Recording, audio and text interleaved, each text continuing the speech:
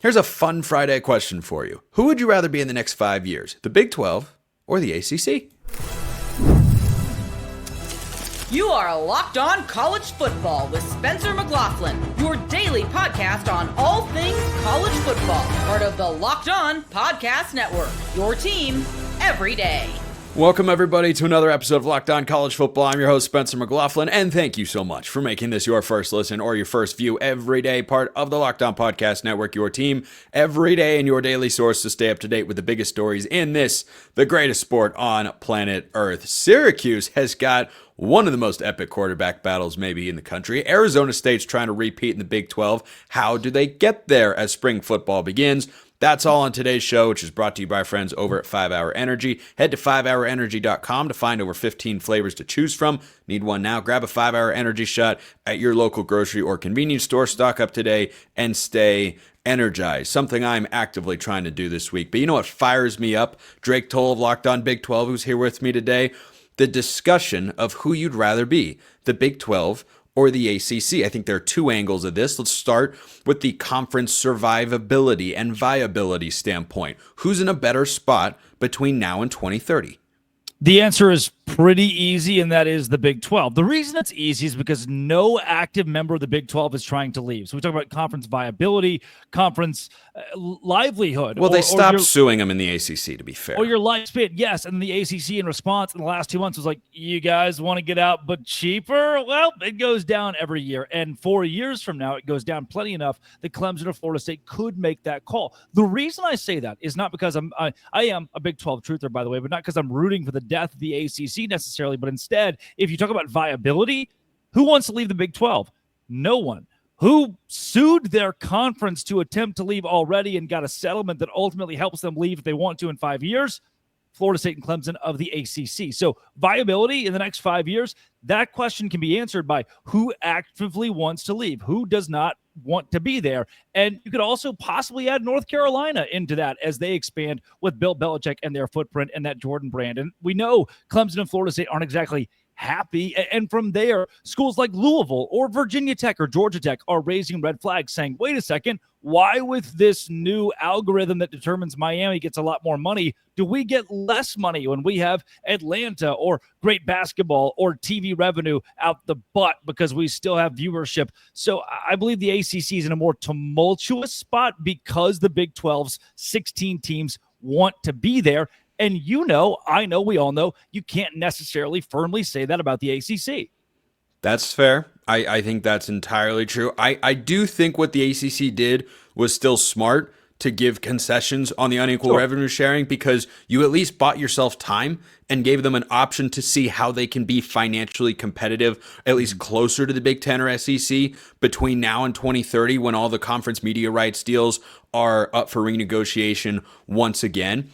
Can I say yes? You can. That also, I want to give the ACC some credit here. They can still add someone in an expansion like USF, who we look across the room in 2 years and go, shoot, that was a great move. BYU for the Big 12. 2 years later, we're saying, wow, the Big 12 got even more than they expected out of BYU. Maybe that's Memphis. Maybe that's an SMU who's already come into the ACC. In 2 years, we could be talking about a much different conference, and they could pull the trigger on becoming the all-state sponsored ACC or the 5-Hour Energy sponsored ACC and have more money that way. A lot can change in 5 years. This is just as of today, late March. By the way, speaking of today, you've had a lot of guests on the show the last couple of days. I love the myriad you brought to this program, and hopefully you have plenty more today. Oh, yes, indeed.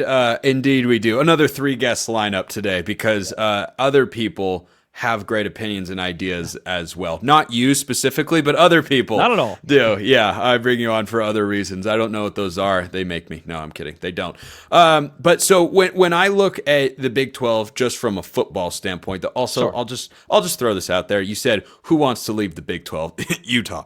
I'm just saying if an opportunity arose, in all seriousness, if an opportunity arose for Utah to leave the Big 12, it would probably only be for the Big 10. But if the Big 10 ever decided, I'm not reporting or saying they are, no one has, but if the Big 10 ever decided we want another team, I guarantee you Utah would be on the phone begging to get into the Big Ten. I'm just gonna throw that out there. But the other angle I want to look at this through, Drake, is the football. I see it. Do you see it? It's the Locked On Big 12 title. Utah is leaving for the Big Ten, says analyst. I don't know.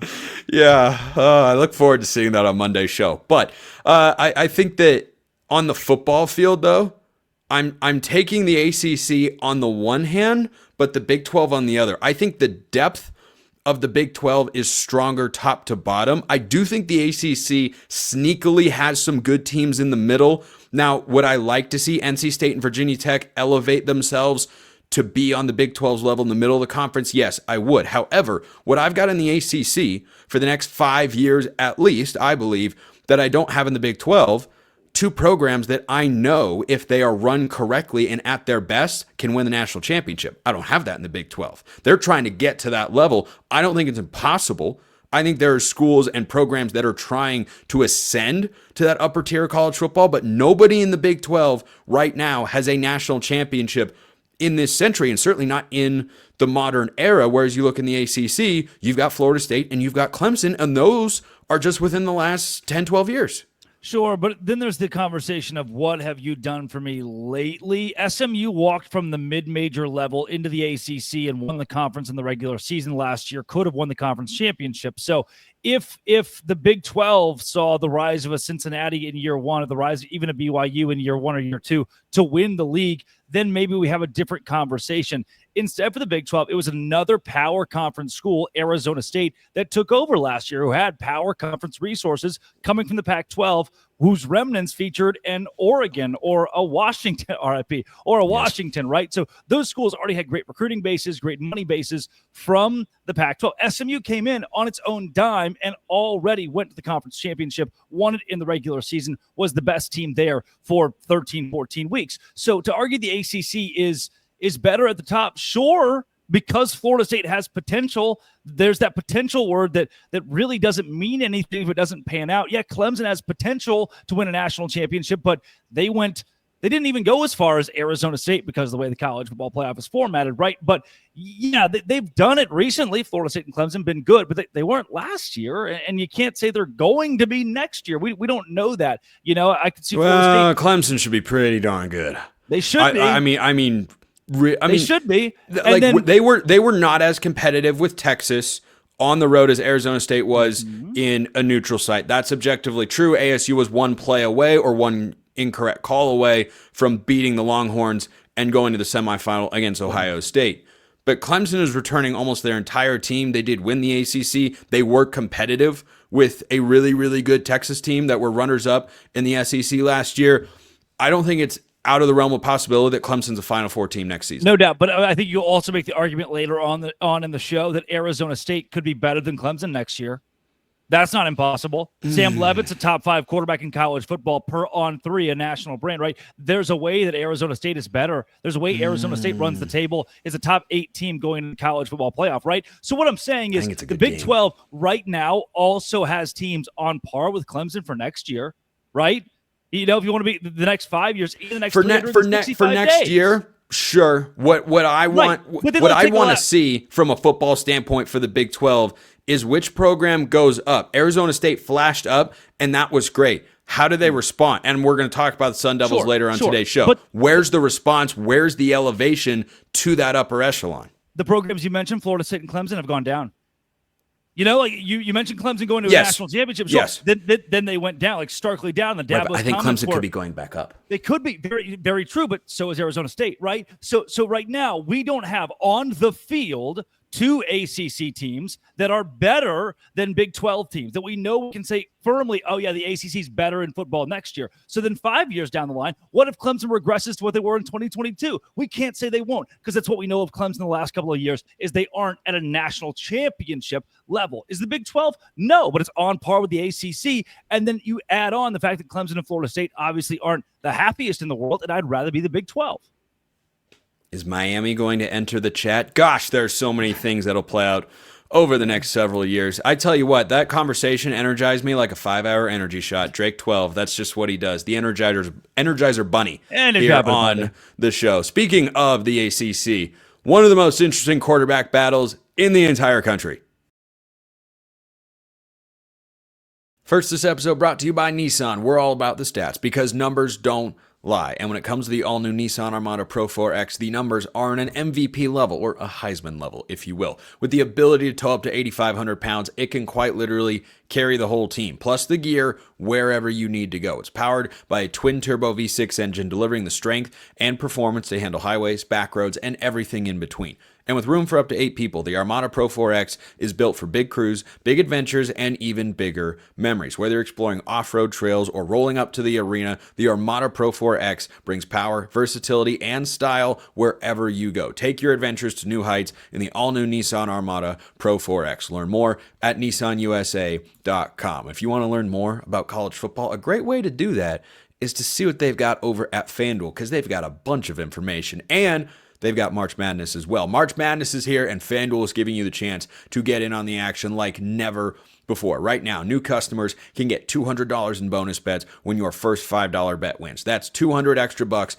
to use on everything from buzzer beaters to Cinderella stories and even who's cutting down the nets. Plus, as I mentioned, the college football action is plentiful. You have win totals, you have individual game lines, you can already bet like Iowa State, Kansas State, for example, and many others. Ohio State, Michigan is in there. You've got conference title odds, you've got national title odds. You can learn a lot about where program expectations should be by checking out my friends at FanDuel. Visit FanDuel.com to get in on the college hoops action all tournament long and get your college football gambling fix as well. Check them out at FanDuel.com.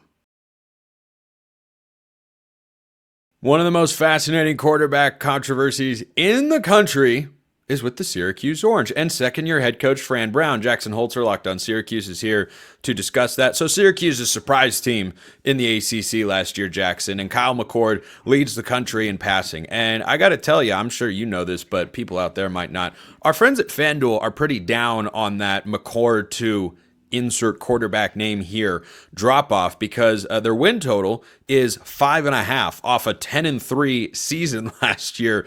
So is this because there are just too many cooks in the kitchen at quarterback and Syracuse has no idea who their starter is going to be? It's because of two factors. Number one, whoever starts at quarterback for Syracuse in week 1 is going to be making their first ever collegiate start at quarterback. Usually in order to get a high win total over on FanDuel, you need someone who's had some sort of experience at quarterback. Syracuse don't have any starting experience. Number two, the schedule's brutal. It's brutal. You got to go to Clemson. You got Tennessee neutral site. You got to go to Georgia Tech. You got to go to SMU.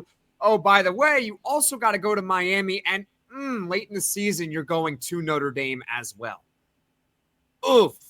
That's a tough road schedule. So you combine the fact that whoever's starting under center in week 1 against Tennessee, I might add, doesn't have any starting experience, combined with a really difficult schedule, it makes sense why FanDuel has them so low at 5.5.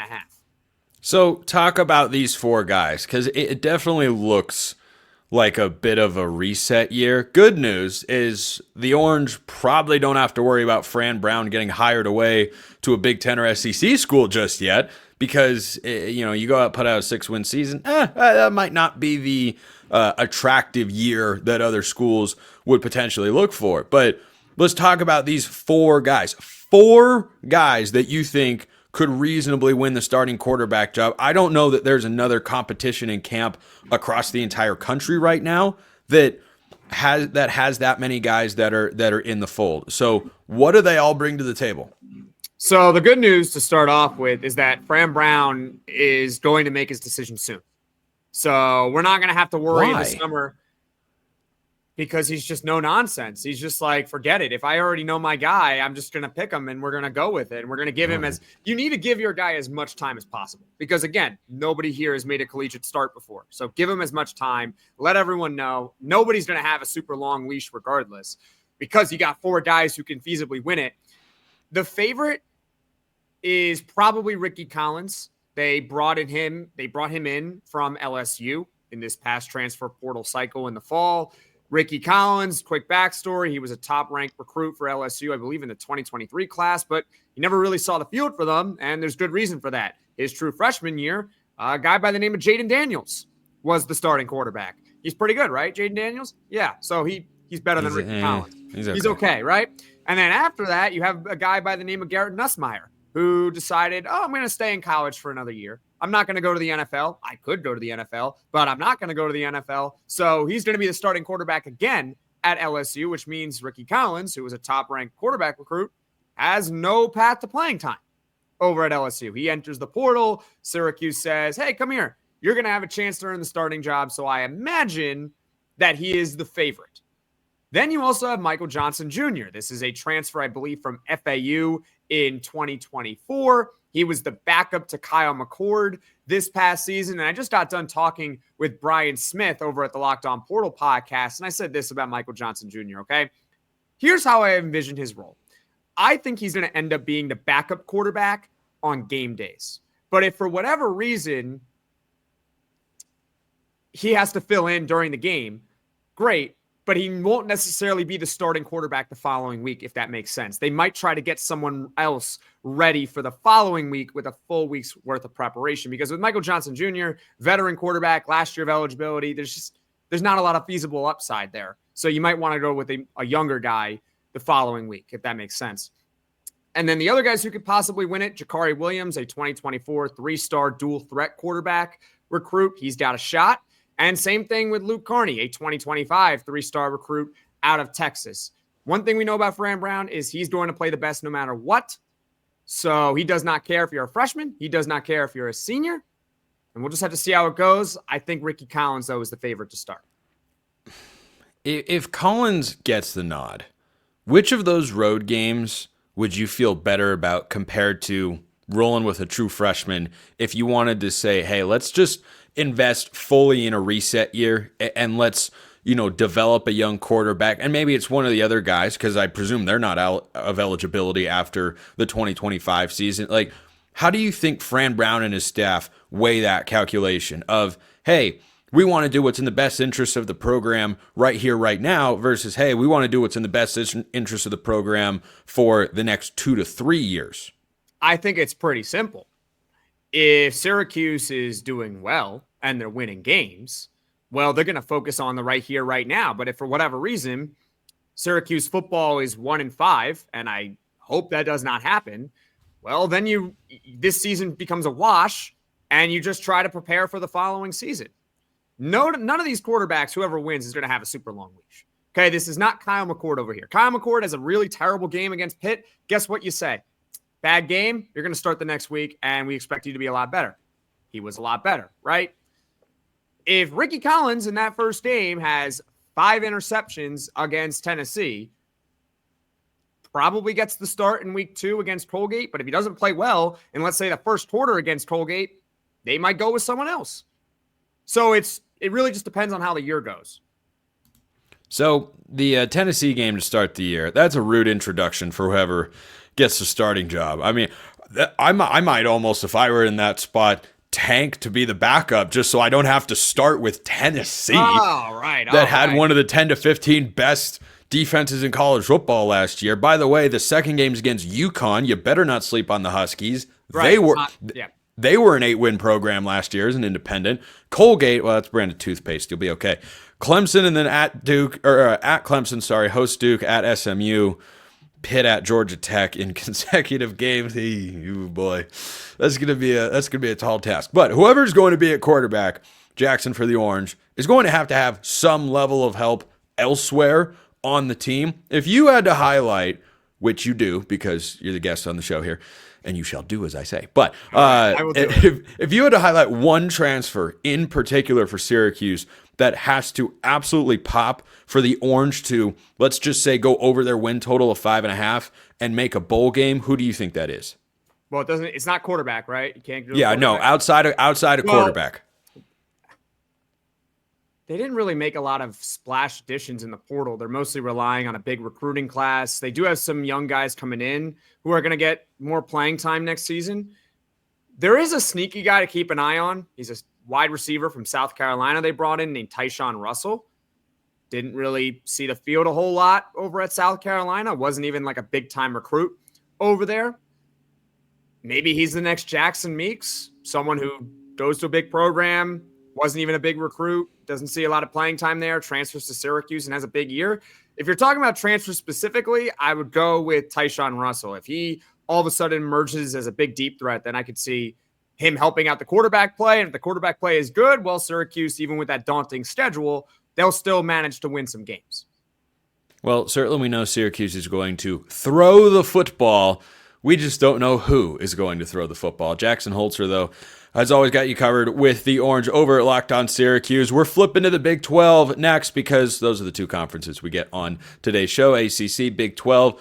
What do you watch for with the reigning Big 12 champs in spring practice? The latest from Tempe is coming after this.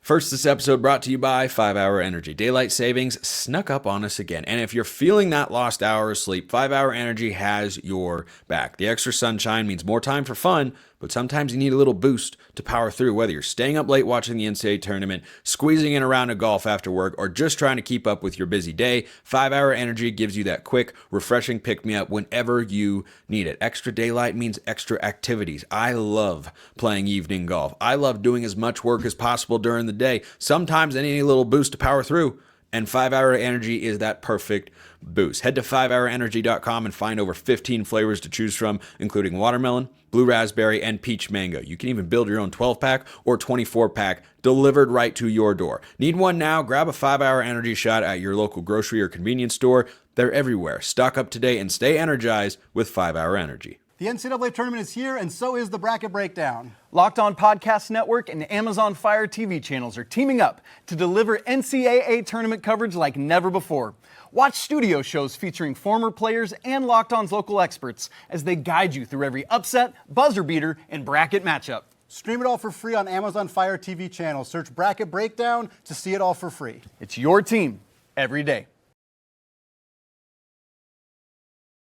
The reigning Big 12 champs, a phrase we all expected to say in September, don't have that many big questions. Really just the one big question. And I already know that answer. I don't know what else they have to answer, though. Richie Bradshaw, Locked On Sun Devils, is here to discuss the latest. He was at spring practice for ASU earlier this week. So the big question for Arizona State, Richie, is how do they replace a one Cameron Scadaboo? Well, I already know that answer. They bring in Kanye Udo from Army. They've got a couple guys on the roster already. I think they'll be fine there. What's the biggest question Arizona State has to answer, or is this Big 12 championship or bust? I don't know if I'd go Big 12 championship or bust. I think this is a Sun Devils team that's just looking to run it back, and in the terms of like, hey, this isn't a Cinderella team. We're still a 9-win football team. We're still a 10-win football team that's going to be a consistently good program that will flirt with winning the conference on a year-to-year basis. I don't know if you're ready for the conference championship or bust situation yet. Maybe if you win it, like, God forbid, like 3 straight years, yeah, that's probably the standard at that point. You're looking for the biggest question on this team right now, and it is replacing key contributors. So, yeah, how do you replace Cam Scadaboo? You gotta have a group of guys that can do it. But how do you replace Shamari Simmons, who was one of the most instrumental defensive players for the Sun Devils? In case you don't remember who he is, let me remind you, the first play of the second half against Texas, he sent Jalen Blue to the shadow realm, and Quinn Ewers was smart enough to grab the football and take a safety in the end zone. Shamari was good. How do you replace him? Okay, that's a big one. How do you replace other big contributors throughout the team? You've got to replace a all-conference center in Lee Fotanu. You've got to replace one of your top tacklers in Caleb McCullough. So there are very important players that are gone from very important positions that you have to find guys to replace them. And there's a lot of youth movement on this team. They've attacked the transfer portal in previous years, but this is the year I think you're going to see the recruiting classes from the last 2 to 3 years of Kenny Dillingham. Can they step into those roles? Richie, I think you're the first host on this show to imply that you would like God to forbid Arizona State to win 3 straight Big 12 championships. I would like for you put it out there. I would like for you to elaborate on why you don't want them to do it. Can you just not handle the pressure down there in Tempe? You guys know what it means to crank up the heat. You do it every summer. Oh, no, Spencer, I'm just doing good old-fashioned reverse psychology. If I had some salt in my hand, I'd throw it over my shoulder. I got a horseshoe out there, and we're doing a rain dance later because it's getting hot out here in the desert. Okay. I just wanted to make sure that was. I forgot to wink when I said you that. did. So. You did. I was a little caught off guard. Yeah. A good old wink like that I could have informed the audio listeners about. I was going to say, for the people who can't see, it's like, trust me, it was incredibly obvious. Yes. Well, the second time it was, the first time not so much. But when you look at Arizona State, they're one of the top 2 teams in the Big 12 next year in terms of Big 12 championship odds. I think they're very deserving of that. You got Jordan Tyson back at receiver with his pal Sam Levitt. Those two, healthy, by the way. Yes, and those two are incredibly tight. They're also very good. I want to go to this ASU offensive line, Richie, because Scadaboo was otherworldly. He was in another dimension at times. He was in the twilight zone when it came to breaking tackles and not just getting an extra 3 or 4 yards. He'd stay on his feet when most guys would have gone down and break 40-yard runs regularly. So to me, I like the talent in that Arizona State backfield. I look at that offensive line and say, you're going to have to be even better than last year if you want to get the Sun Devils back to the playoff.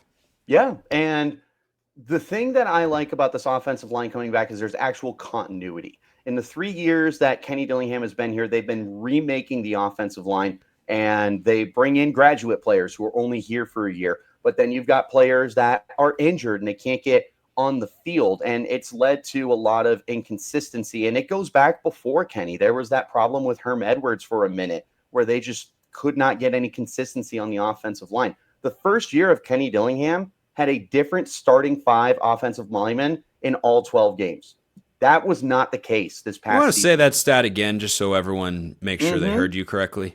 In Kenny Dillingham's first year, 2023, they played 12 games. They went 3-9. They had a different starting 5 for their offensive line in every single game. Okay. That's pretty crazy. But then you look at this past year, and they have some competitions to start the year, left tackle and guard. But halfway through the year, you knew what your starting lineup was, and they got better as the season went on. Now you go up against Texas, and yeah, they got bullied because that's a lot of NFL players, but they gelled pretty well. You are returning 4 of your 5 starters. You do lose, I mentioned, all Big 12 center Lee Fotanu. That is a huge loss. They're moving one of the honorable mention all Big 12 players, Ben Coleman, who played guard, moving him to center.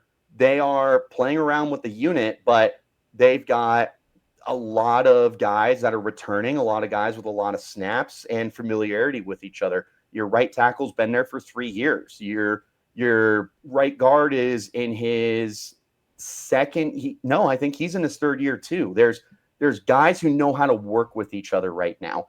And Cam Scadaboo made them look better sometimes last year because there were times where he was running into walls and then he somehow was making plays out of it.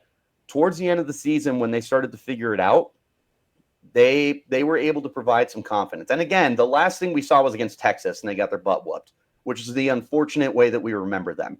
But if they can find someone to step up at left guard, because now Ben Coleman's moving to center, and you obviously need Coleman to transition well, I trust their tackles, and their right guard, I think, is very, very good. Offensive line, it's just that continuity, Spencer, and it's continuity with good football players. I want to throw something at you to wrap today's show because I've discussed, I won't say I've beat this drum, I've lightly tapped it on the show. I know what's coming here in the last couple of weeks. Are you scared of going to Starkville to play Mississippi State? Oh, that's not what I thought. What did you think I was going to say? I know you're going to ask. We'll get to it. Am I scared of going to Starkville? I don't think I am overly intimidated. Like, I don't look at it like you're going to Tuscaloosa or South Bend or something like that. Right. But you are going into the Deep South where SEC football is a religion. And Mississippi State, sure, they were god-awful last year. They haven't been this dominant team recently. Spencer, you remember the first ever college football playoff poll that ever came out? You know who number 1 was? Mississippi State. With Dak They Prescott are and Dan Mullen. I Mhm. do. That's a good football program that is on some hard times, and they gave ASU some fits last year. I am with you. I think they're going to be better this year. I still take ASU in that game, but that's going to be a crazy environment. And unlike Tempe, who said no cowbells at this game, everyone's going to have a cowbell. I think the Mississippi State beat writers that are in the press box will have a cowbell with them. They'll just violate press box rules and norms and just take them up there and just They hand them out to you. That's your ticket. Your ticket. Yeah, they've got yeah. a This is your barcode ticket. on- Your credentials actually inside of the bell. You pull it to activate the noise that can be generated. My take with them is that's an early opportunity for Jeff Lebby to get a statement win to his locker room and to the community, to his administration, that, hey, we're going in the right direction here. You beat the reigning Big 12 champs. I think they're going to be highly motivated. They are at home. It was a tight game last year. I think Mississippi State will be a better team. I think Arizona State will be really good. I think that's one of the more fun, under-the-radar non-conference games we will see in 2025. Richie Bradshaw, Locked On Sun Devils. Great. As always, my man, I appreciate everyone listening. I'll see you next time. And until then, hope you have a wonderful rest of your day.